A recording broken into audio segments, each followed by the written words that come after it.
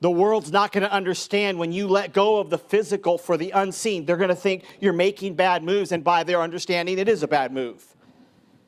He says, but if you're going to come after me, you're going to have to deny yourself, take up his cross, and follow me. Verse 25, for whosoever shall save his life shall lose it, and whosoever shall lose his life for my sake shall find it. That's the context when Jesus is responding to Peter minding the wrong things. In Revelation, we read about those who loved not their lives, the martyrs.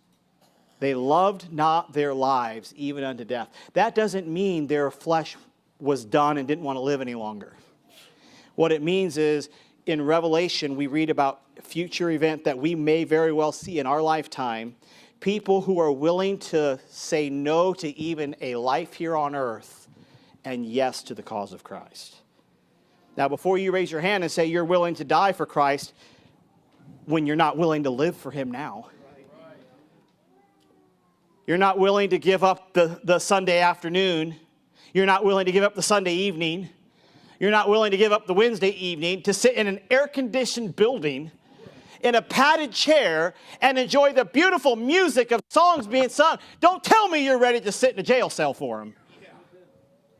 You're not willing to get in an air-conditioned car with power steering and power windows and a radio and lumbar support and drive down the road and walk for an hour on a sidewalk that's nice and paved, knocking on doors to preach the gospel. Don't tell me you're willing to go in a mission field.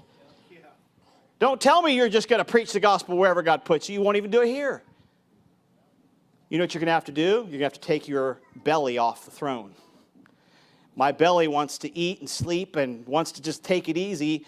But God says, no, I want you to suffer. You're minding the things the Gentiles mind. Whose God is their belly.